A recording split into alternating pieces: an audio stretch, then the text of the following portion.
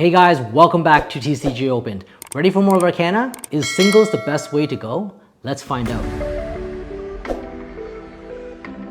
Alright, so we are back today for another episode, and today we are going to be doing something a little bit different. We're not actually going to be cracking any packs, but we're going to be reviewing some of the great cards that I've managed to collect in my collection. Now, as you know, I am a collector at heart, and I've also began to learn to play Lorcana as well. I felt that Lorcana's card schemes as well as their arts were so beautiful and vibrant, and I thought, the IP is such an amazing IP. I recognize a lot of the characters, so I thought that is what I would get into. And as you know, if you follow some of my other channel episodes, that I started around set 8, which is Reign of Jafar. And I really wanted to collect as much as I could, but there is certainly no way that I could possibly get all the cards that I could possibly find out there. Set 1 is completely gone now. Set 2 is really hard to find. Set 3, however, Into the Inklands was found as a Costco gift bundle or a bundle set. And that's kind of where my entry point went in. So at that time, I collected a whole bunch of set 3s, and eventually I learned how to store my cards. And today I'm going to share with you some of the cards that I bought as singles and also how I store my cards. So first of all, singles. Let's talk about that. So in terms of collection, we could buy boosters, you can buy troves, but at some point there are diminishing returns. I bought a booster box for Reign of Jafar, as well as a trove, which I haven't opened yet. And also for Fabled, there's also a trove as well as a booster box. And that generally gets you about 80%, maybe 85% all the way there of a base set. Now, getting the last couple of 20 cards is a little bit difficult if you're just going to crack open. Now, when you're cracking open packs, you're really looking for those enchanted cards, those iconics, or even those epic cards. And in the previous sets before Fable, it was actually only the enchanted, which are super hard to find. One in one case maybe, or one in five boxes. So it was very difficult. You're not guaranteed that. If you were just trying to collect that whole set, it's always better to buy at your local LGS, your local gaming store, or buying from Facebook Marketplace or somewhere along Facebook groups. And that's kind of where I came in. I bought a lot of single cards from the local gaming scene online and got them delivered to me. So I'm going to show you some of the ways I, first of all, store my cards. So let's get into that first. So I store my cards in what's called Vault X binders. And these binders are made by the company Vault X, and they are really, really durable. And what I like about them is that the color scheme is amazing.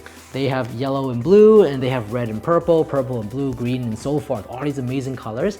And that particular set actually was made for Pokemon. I'm not a Pokemon fan. However, I thought that these colors were quite suitable for Lorcana. The yellow one fits perfectly with Into the Inklands scheme, which is yellow. So let me show you how this one works. This is a 9 card binder, and it holds about 360 cards, well above the limit of your base set, which is 204 cards. So this is what it looks like. I'm just going to show you on the other camera. And here you can see there's a nice velvet green, blue here. It's soft. And then here are my cards. They are side loaded in here, and each one actually is held together by or held with a perfect fit sleeve. So I put them in each one. The only issue I find with this binder, and I think it happens with all the binders, is that this piece, this corner in particular, is that sometimes when you're turning the pages, it tends to slide. So if you wiggle it a lot, you can see that it's already coming out here. And that might pose a problem in the future. It might pop out all of a sudden. You can see here the mini also is getting kind of close to the edge. So let's push it back in. So if you had some sleeve that might have a bit more friction, it might be a little bit better. And as I alluded to earlier, I use Dragon Shield Perfect Fits. So these are the clear version. I get these for about $5.99 Canadian. There's about 100 in a pack, and these fit very well. And this leads me into my next portion, is how do I store those special cards. So the special cards I like to hold that hold some value, or they look really amazing in art, are these one-touch cases. So it's magnetic at the top, and it's 2 pieces of plastic or acrylic. You can get them generally pretty cheap for about $2 a piece. There are generic versions, which I tend to have, but I also have some of the Ultra Pro ones, which are a bit more expensive, about $3.99 Canadian. But I found that that one is actually quite a tight fit when you put it in. So even the generic ones are okay. Just make sure they are UV protected, because that one, it tends to keep your cards a bit better. And also from when it's in the sun for too long, it won't fade the colors. So 2 pieces here, as I mentioned, and you would, if you would put it in the middle and just snap it together. Now, the thing is, if you actually just put a raw card in there, there actually is quite a bit of wiggle room, even though there's protections on each corner. But if you put it into a perfect fit sleeve, it actually fits much better and it doesn't wobble very much. So this is actually a very good option if you want to store them and display them. I really like these cases. They look really cool. And now let's get on to some of the cards. So some of the cards that I have never been able to get, or would never be able to get, would be the Store Champ promos. So as you know, in Lorcana, starting from set 3, which is Inklands, they started to do Store Champ promos. So if you won the championship at your local gaming store, they would give you that promo card. In set 3, it was Stitch. And that card has blown up massively in price. Last I checked, it was about $400 to $500 Canadian. And the reason for that is because you had to be placed in the top 4 in order to get that card. And also there wasn't a lot of LGSs that were running Store Champs at that time, so there was a lot less likelihood that you would be able to get it. So that card really blew up in value. I was not able to get that card. Moving on to set 4, which was the Ursula's Return.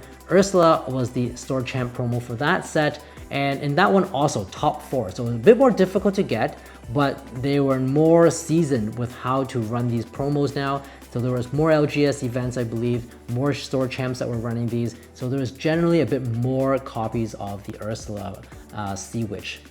Now that price, last check today, was around $110 Canadian, which was about 1/4 of the price of Stitch.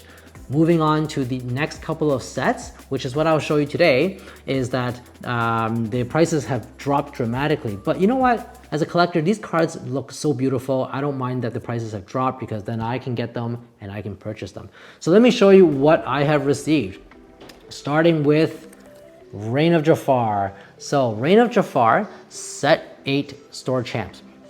In order to get this card, you had to place in the top 8. Much easier. Every participant would get the regular Jafar High Sultan of Lorcana, and then the top 8 would, no matter what you scored afterwards, would get the holo version. It's almost like an enchanted version. It's a little bit difficult to see in the camera, but there we go. You see that nice holo foil that runs through the card. And this one I bought for $40, and this was shortly after the Store Champs had ended.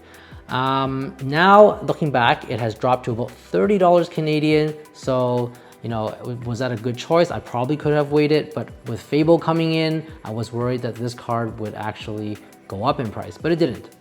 That's okay. So this is such a nice card, and it has this little partner here, which is the regular one. Moving on is the set champ for set 7, which was Arcasia's Island. And again, this one I purchased online. Actually, a funny story about this one. This is the regular version.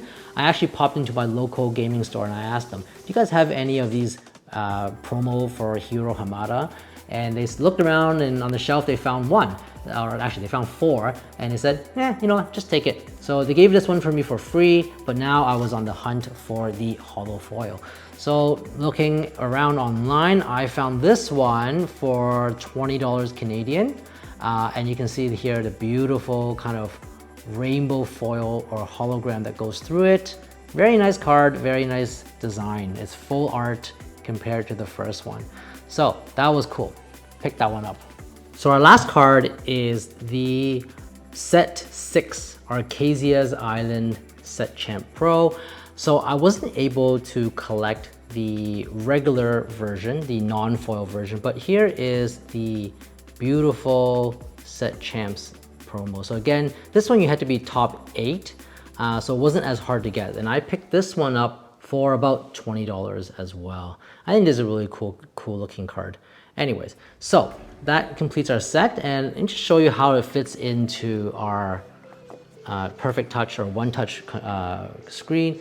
So we put it into our perfect fit. It's already in there.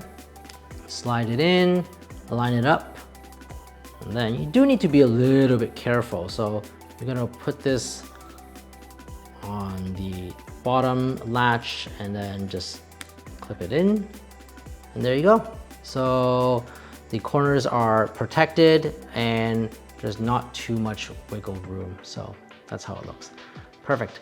All right, so moving on. Now, like I mentioned before, that the singles are probably the way to go if you are collecting cards quickly and not trying to get entire sets, at least the most economical way. So I've actually purchased a few more cards for the Fable set and other some goodies. So let's take a look at what we have here. So the first one that I purchased was right here. I purchased this one on a Facebook buy group, and what we have is Strength of a Raging Fire and Robin Hood. So this one here is a set 9 rare card, and it's a pretty good card. I mean, it's very useful. And then on the other side, we have the Robin Hood Capable Fighter. So this one is a epic card, which I was not able to get. So I decided that, you know what, I'm gonna purchase it because it's not too expensive. And I think I purchased it for maybe $6 Canadian. I'm not really sure, but let me pop it out. And this is what it looks like. Oh, such a gorgeous card. I don't want to be opening up so many booster boxes just to get it. So this is what it looks like on camera. You can see that nice hollow foil.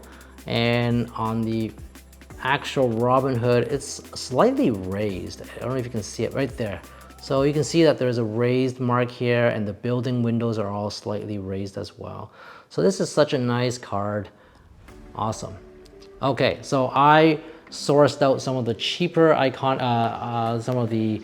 cheaper epic cards so that I could add it to my collection. You know what? There are 18 enchanted cards, so I don't think I'll be able to get all of them, but I will try to get some.